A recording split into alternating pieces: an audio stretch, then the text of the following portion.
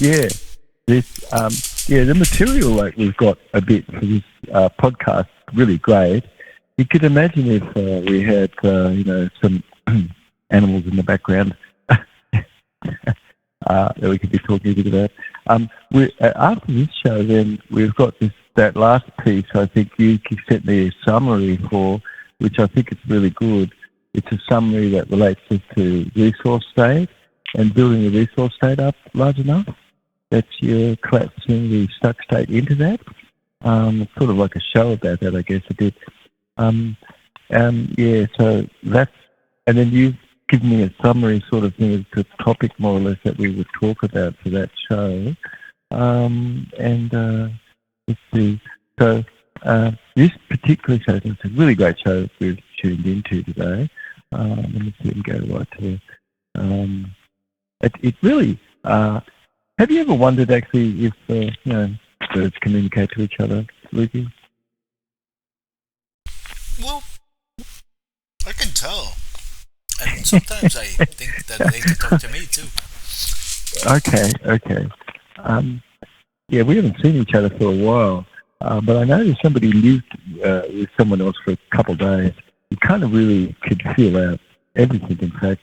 Birds definitely, and what about insects? You think insects communicate? Like a language, or? Oh yeah, like a spider. You think a spider is communicating to an elephant? Like, I'm sure they have an understanding between the two of them. Oh hell yeah! The elephant could be so afraid of the spider. That's right. So a spider could frighten an elephant. That's right. So spiders can have relations certainly with everything. Anyway, it's an interesting thing for us to wonder, isn't it? Like the topic of speaking itself, because the language all of us have in auditory, these sounds, is because kinesthetic motor sequencing behaviour is behind this pattern in the way that you use your tongue and throat and through resonant cavities to make the speech. And so speech is resonating these areas of your sensory motor cortex. And so it's sensory motor movement. And so, and each word comes from an action, typical, and verb, enactedness. And some people, they had subject, object, verb in the way that they use their brain, and others around the world have different degrees of this. It's subject, object, verb is sort of really, when you see this, you go, oh my God, it's like these people thinking the same way. Like, yes. So, nerve is occurred because behaviour causes the nerve to come to be. Yes, it does. Well, so use over processing where vocal memory is and your pattern capacity to have good motor movement. And what's your word usage? Mimicry, mimicking things is big in nature. So alpha and omega, these are positions where a family is the omega being the overall higher position relative. And what's the movement behaviours that sort of are caught by the younger one towards the parent and the way their parent is acted, where things are. So it's prudence and what's your mimicking for anyone else. And it's a mirror motor neuron behind the back of your eyes that allow you to do this. And it's still really not protected too much by the blood-brain barrier like it should be or it might be, but it shouldn't have to be, but it has to be protected from neurotoxin like from baby food and these sorts of things like glutamate. Wow, it's a toxin. What is it? It's excitotoxin. And so should that be baby food? Not really. No, because it's excitotoxic. Are you going to have cells in your neuromotor neuron if you eat foodstuff with excitotoxin? Probably not. And would I notice that? Yeah, you'll start to notice Asperger's and degrees of autism.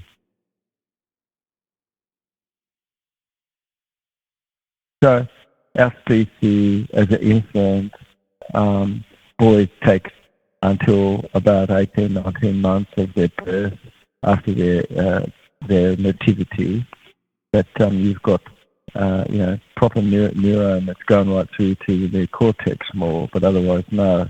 So the blood-brain barrier is slightly open a little bit more where that is for boys, so their brain is a lot more sensitive to toxins. And so it's the reason we get a lot more conditions showing up, which is nerve compromisedness. Where males are. Okay. So if we look into animals, wow, yeah. I grew up in Tasmania on the islands. We have beautiful yellow-crested cockatoo and things. Gorgeous, and they have such capacity to isolate and be able to dance and things like this. And they so sure will come to know you. They sure would. Gosh. And then birds, where I grew up, they would come and just sit on my shoulder, you see. It's like no fear. Was not any nothing existing there, where that was for eons and eons of time past in the wilderness. So if you have an array of nerve connectedness, and you're really showing us a more what your motor movement pathway is, and what is being applied more internal. And so how are you controlling your vocal cord? These are things which somebody could be picking up in a body reading and see.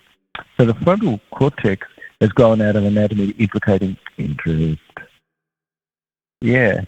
And there's no left, right, or front, back reversals in an ant's brain or any brain. The brains are all built the same. It was extraordinary for me to learn. Okay.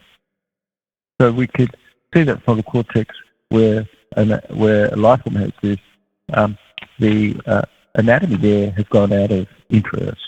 Okay, wow. It's a pleasure, causing you to have access to your frontal cortex. And so things have to be stored there more before it's transferred to the postmotor cortex area for more recall days afterward and what have you. So our species, which you look and see, oh my God, these birds really like the yellow-crested cockatoo. They have the ability to muscle isolate when they dance and things like this. And they sure do mimic emotion quite extraordinarily. And of course, they can fall in love with you, which I would see, my God, these birds can fall in love with you. It's like, wow. So it's how long is it that our species and interspecies communication goes on, and what the habit of some things are, and what is the custom, you see. In the past, there was a really great custom of this, where the Atlanteans had this. And then what vestiges of this is left is more to do with reverence for life and taking a month to have some reverence for life. So communication really is big time, and we should be accustomed ever more to consider how vocal memory, yours and mine, and shell pathway, which are used in our auditory feedback, have observational reference points, you see, so that you could look into other anatomy and things, which is what I've done quite a bit of, to look, to see, to make comparison. And yellow-crested cockatoo sort of have their own vocalization and memorize sensory motor movement, and it's very synaptic, transform wave driven, that's specific. And so there's a shell that participates where a group of neurons are involved where this is, and tissue protoplasm, which we could be doing some shows about this because Google reckons that protoplasm doesn't exist. It's like, okay, well, it sure does because it's made up out of double spore, but we'll continue on. Tissue is stored memory in the tissue protoplasm, you see, of the brain, the brain of the mem of life colloids, including cells. So tissue protoplasm has a template within it, which is a refined, and where you've got magnicity, you've got degrees of it coming down to sound and mechanical conditioning.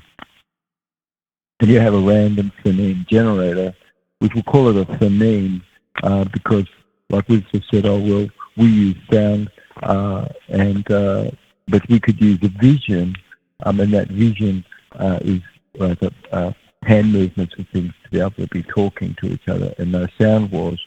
But in this circumstance, we could call this a phoneme generator because it's our language and how this is shaping your brain. And you've got channels below this random phoneme generator, which is sort of like a skimmer that's picking up weighted bits of information from below in channels, and for an ant, and for a bird, it's a miniaturization of this. So memory is state specific, and so it is for our species. And so we have an openness to hear information coming in more auditory because it's really been put more in your own reading tone.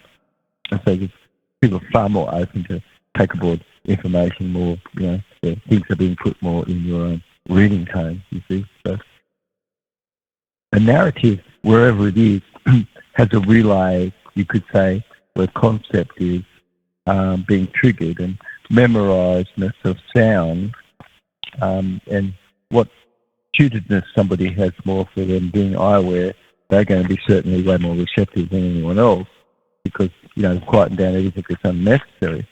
Yet sort of, for what's certain, of course, you're connecting the dots, and they're sort of looking at the evidence of how our species, and like in this circumstance we're talking about the animals and the yellow-crested cockatoo, producing quite beautiful, complex human-like speech, and animals, even seals and others, also using human-like speech. So evidence really points out how animals are too, uncommon, of course, but much more common to what we are ourselves, and having consciousness ever more of an understanding, applying a relative logic and language, and the memory of where things are underneath a cup and this sort of thing. They have extraordinary ability to behold a memory about. So you've got a brain in every leg of an octopus, don't you? So that's 8. And then does it have a centralized brain as well? It says yes, it does. And so really, how many brains does it have? It says 9. Okay. So you've got cognitive associatedness, which is key. And you've got an imprintedness where a levered insight is where some story is, and it's layeredness, putting the bits down where things are that you could accept how animals, birds, all have great cognition and pretty high cognition relative. So it's, for us, we have this word, the word usage and things, and its meaning, and its ability for most of us to be able to be listening to a talking bird and suddenly kind of be noticing quite a lot of incredible mimicry, although you would think that something else could exist beyond it, and it sure does, matter of fact.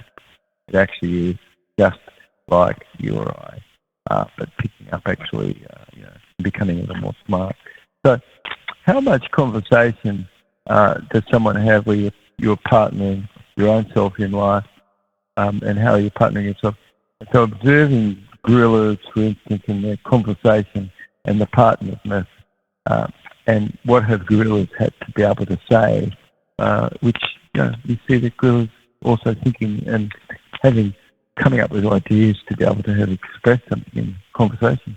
So it's the ability you and I have versus seeing, which is a sort of a form of a complex sound of things like a dog could have ease of, and does have a capacity for this, where it raises its head and does this by when it raises its head, it lowers its vocal box more so that it can make sound more, and it's more in a howling relativeness. But they've got different, a whole group of vocalization rather than just barking. But if they're just domesticated and only bark, they'll have lost some of this capacity relative. But can pick that up again. But they do certain because they've got the ability to hear you and I and understand quite a bit about things going on being communicated. So you've got communication certain within species and interspecies. So how animals, which are companion like cats, dogs, and animals, but you see so many examples of pets today. But it's a question of really how much is the animal, which you could be aware of, cognitive, you see, and how is this fitting into what you and I do, where we are in our qualitative, more like a sense of intelligence in our species, and like the yellow-crested cockatoo. So it's like also you've got lots of other examples of birds, not just that, like for instance the African grey parrot. It's like they've got a mother board, and it's like the mother bird. That's right.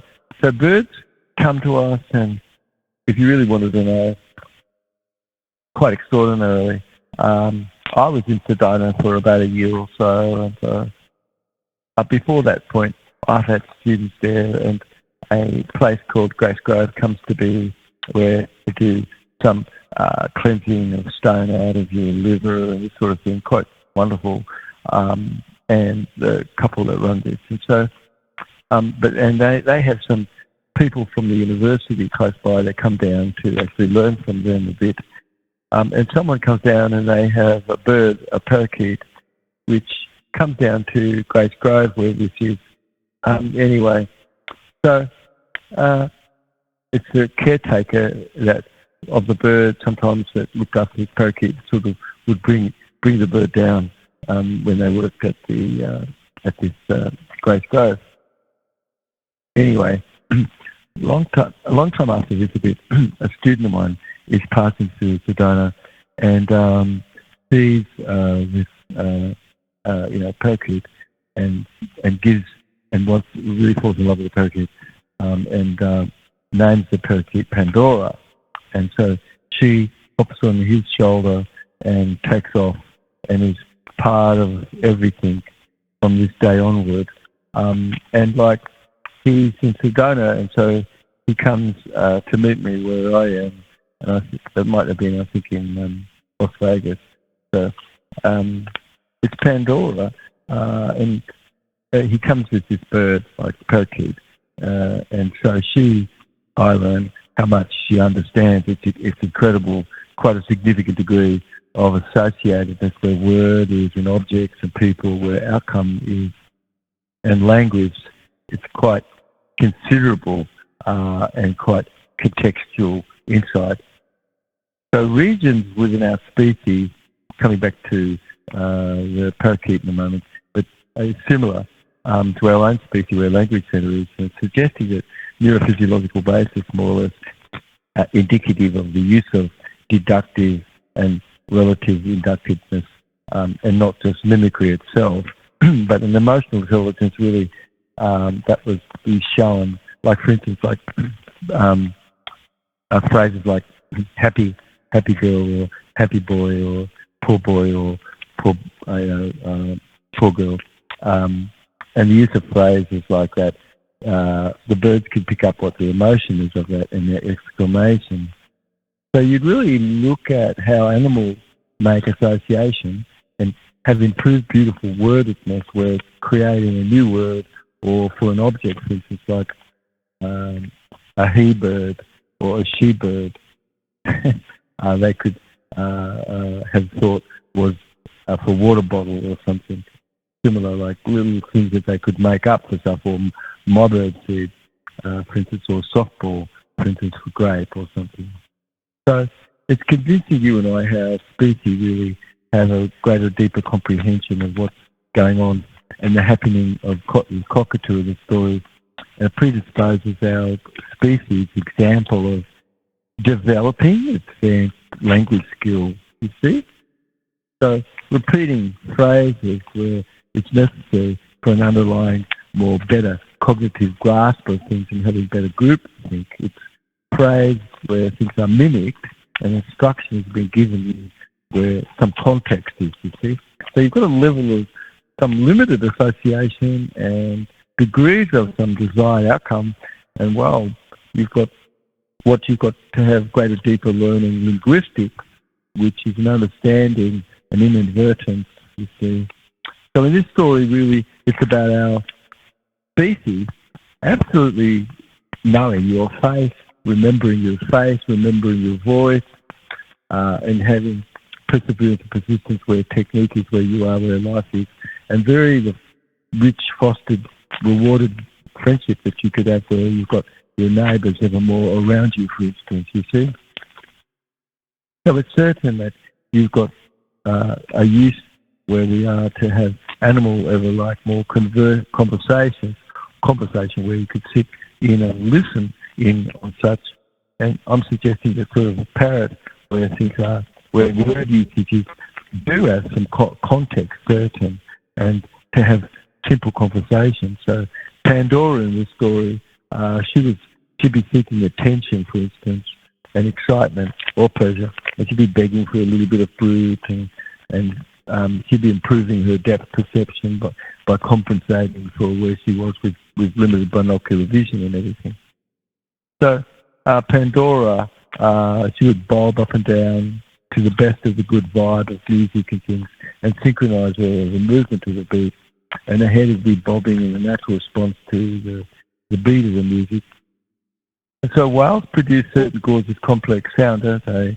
And where the pod is, and the hearing, and how far they travel, and to other males, they learn the other males are listening to hear their song.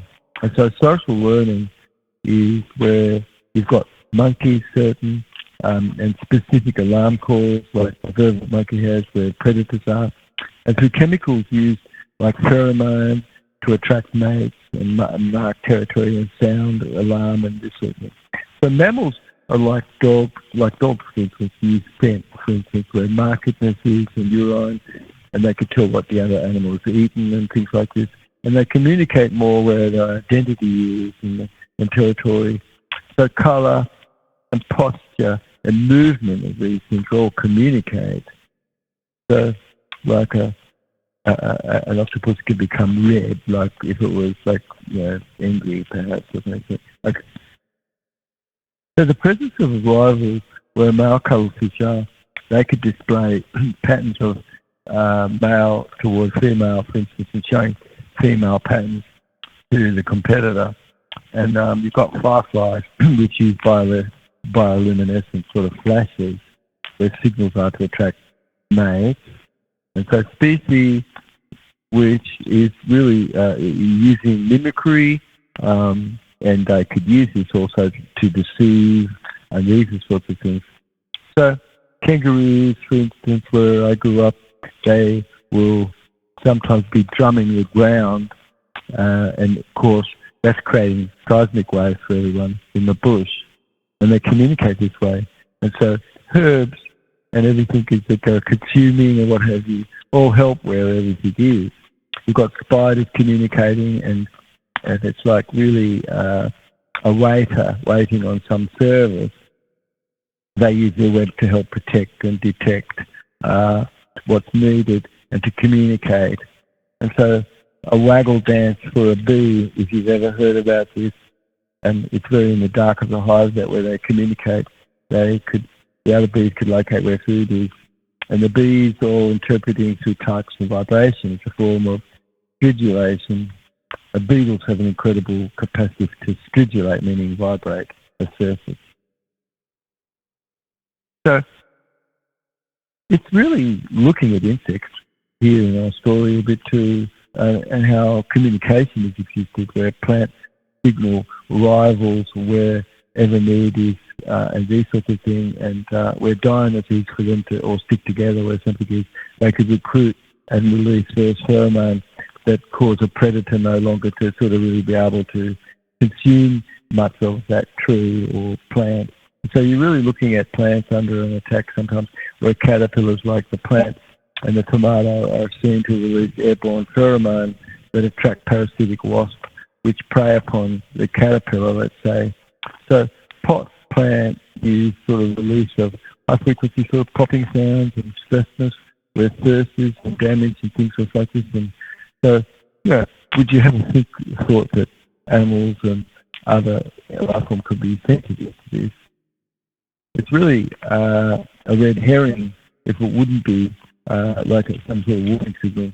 And of course, you've got Australian acacia tree, which where I grew up, they release effluent gas, and they warn neighbouring acacia trees that hey, to prompt them to start to produce bitter toxic tannin, quick smart in their leaf, which they do to aid suddenly in an animal no longer being able to graze upon them. You see, so it's really like this podcast. Nature, it's just a tone and a toning and the tonus that we have within ourselves and how everything is balanced. So plants can know what's helpful and what's alchemical, where they could find ways like bats do toward nectar and pollinate, and the plant could have involuted itself to have a dish-shaped leaf, so the acousticness of their petal would be much more of a beacon for bats. So you've got structure which is showing you very great deep communication, a recognition of the sentience where all life is, an echolocation, for instance, where the bat is, to be able to make visual images from echolocation.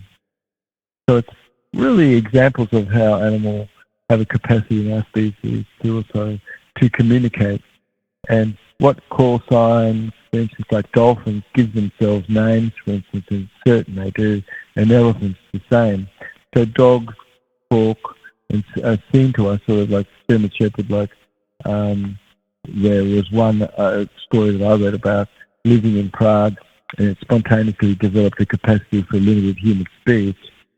And zoologists and things all published things that was under some pseudonym back then, and Denbeck, Herman Denbeck, I think, remember. But you're coming back here to the story of African grey parrot, widely considered intelligent talking bird. It's no question got extensive vocabulary, absolutely word where context is, and a bird by the name of Puck holds the Guinness Book of Records at the moment because the vocabulary of any bird, I think, might be estimated for that bird to be 1,728 words. Okay, so Cloud ever taught the Toltec pathway, and the training ever more was deep and urgent, that you could be able to bridge this world between your own sentience and nature and have this more animal insight. So observation making you greater where things are, where intimacy is, and your communication, where no boundaries exist. And so it's really an evolving age where things are being ushered in more. You've got this insight where animal or is sentient, you see. It's a process of existing where a pertinence is in the promotedness of a deep care and respect, and to live simply that others can simply live. And so you're living sublime, and you're running in the out of the way, you're living your life by what you're purchasing. And so you're being where one is, where nature is, and it's so good. You are really great at your animal whisperedness, and you could use and whole developed strategies to help protect, nature as a result. So for the path of the rainbow warrior, you would not think it is. Yes, it is. All these things be considered well and truly, to have unbending intent and care, and to give yourself evermore, and not to turn on or off, and not to have done anything like that. Where this is sort of really using your whole total self, where you and I are giving our sentience more, and it's beautiful, conceptual. You're on this heart's path, and you've got ever more animal recognition. You've got intuitive sense of things. So animal where welfare is in nature, to be able to identify where population stress is and these sorts of things. It's sort of revealing examples of the complex communication that goes on where talk is, in fact. And of course, where's your attention and where things are as we are as a species ourselves. So what's described in something which is the colour of clothing, if you're carrying a gun or not. Prairie dogs could have given all of the others a conversation about you, you see, and today we can understand more if they've got verbs and things and nouns. So complex vocalization with prairie dogs is this example here, where the assumption would be that sentience is animal intelligence in nature. It doesn't like to see any aberration. You've got life begets life and dead begets dead, and you don't really have life eating any dead food. Okay, that's no story.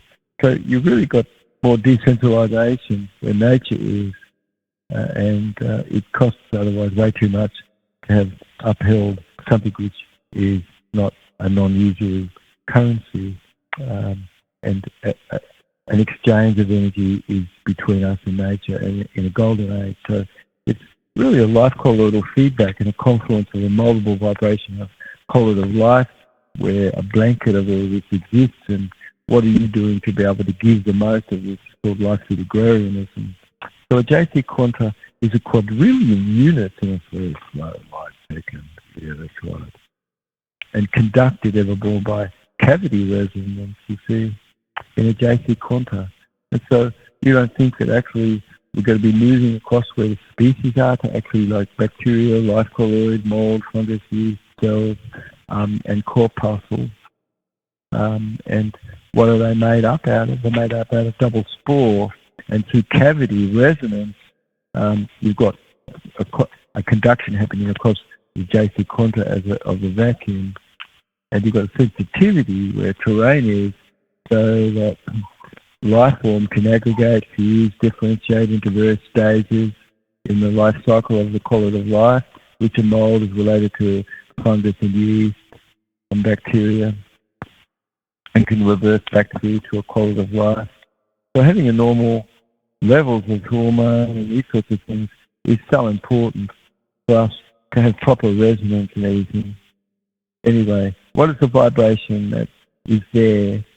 You can hear through sound and watch the animal in the way that she or he is making sounds. And pretty much, if you listen to the show on live music, I think you're going to really catch up to some better information that all really relates to whole brain functioning and life music itself. Anyway, you don't think that actually all of this where you are is going to cause you to have a better, longer life index afterwards, that you've got automatic triggeredness, more accessing cues, which allow you to tune more into animals more naturally. Yeah. So anyway, what questions might we have, Lucy? Okay. Well, this is kind of close to the topic. I wrote something down where you said that there's a bid, performance, and payment bond. Do animals operate with that? Is there some type of like grand unified totality of communication where I was trying to relate it maybe to with it doesn't even have to be in court, but like when you meet talking with another person, there's these things going on with okay. Well, on the right side of the court, a claim is made, and it mimics nature the most. The left side doesn't really mimic anything at all, except greed and avarice, basically, because it's only just about châtel, and you'd have to bring yourself down to be châtel, which is really wrong. So nature naturally shows us to be more on the right side of the court, which is just like truth, which is acted upon because it could be discovered as truth, you see. So where PSYOP operations are going on, there's way too many huge inconsistencies. Massive. Why? Because it wasn't a seamless whatever. It was put together, you see. So a bidding for something is always like if you put nothing, there's nothing on the table, then the space is all bid and open, isn't it? Fully. Who's bidding? Well, you are. Anybody else? No. But so it's yours. It's your court where you are in your own self. And this describes the right side of the court because you're there as the Kri Dat Hor and the D Dat Hor. Those things don't exist for you. You own the whole thing, you see. And so like a crow might live to a certain age and jaybirds and things like this might live nearly twice as long. Certain it is how long somebody's lived and what their intelligence is and things like this, but common law is just really common sense, you see. It doesn't have to be written. And so a bidding, something goes on, isn't it? And something goes on where the performance is itself, and afterward, something is like a payment or something given. So in nature, the first bird there going to get the seed, and the rule is that the second bird there gets the seed always. Is given the seed, you see. It's always given to the second bird there. So, like rules of nature, basic,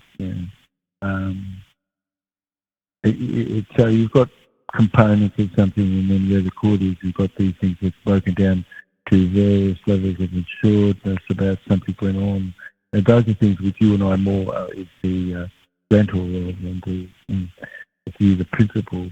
There's another bit of learning more like our Red Slipper series and things. It's pretty good.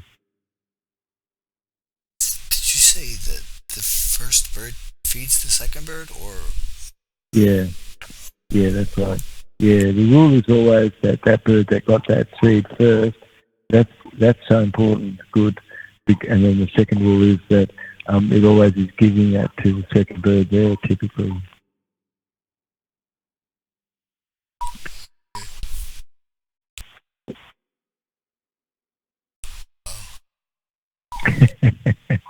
Yeah, that's right. So, how will cats or dogs know that you're relaxed?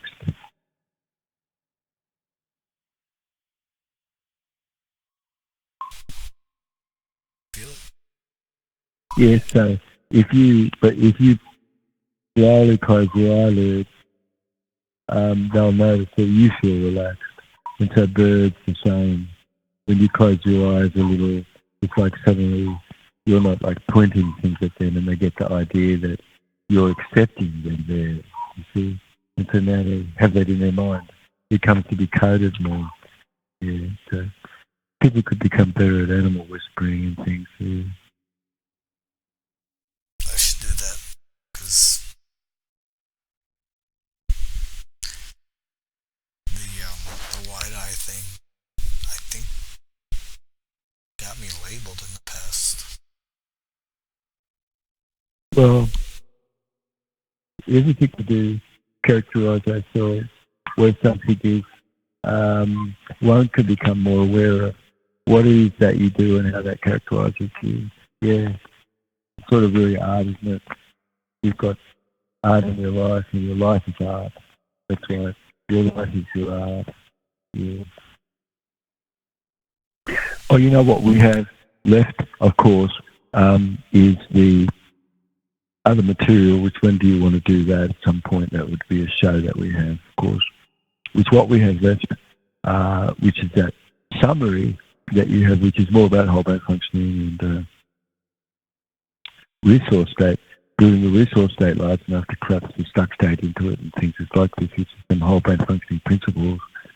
Also, too, I think it gets into the vestibular sense a little in how do you use whole body movement, words, to join words together, and what's the difference between using words that are more cause and effect, like will, have, or is, before, after, words which predicate some joinedness, and what's more cause and effect is more powerful. So in our own language, what words are you using which is cause and effect, and how much is it that you're got your cause and effect words, and if you listened in, when was it that the word and was used? Just then only. You see, just then. So and is a pretty weak way to have joined things together. It's like just buttressing something up, adding something on. Whereas or before, during, while, however, a way to have predicated something in a joinedness where something is before and it's causing something else in front of it. And in front of it, what's existed that's happening is the cause of what was before that, you see. So it's an anticipation, just like music. Yeah. And integration means, all the parts are flowing. And congruency is all the channels are parallel. And associatedness is how present is someone, what sort of score do you give them for co-living present? The most present that someone is, the more able he is or him to be able to pick patterns out, you see. It's about track patterns.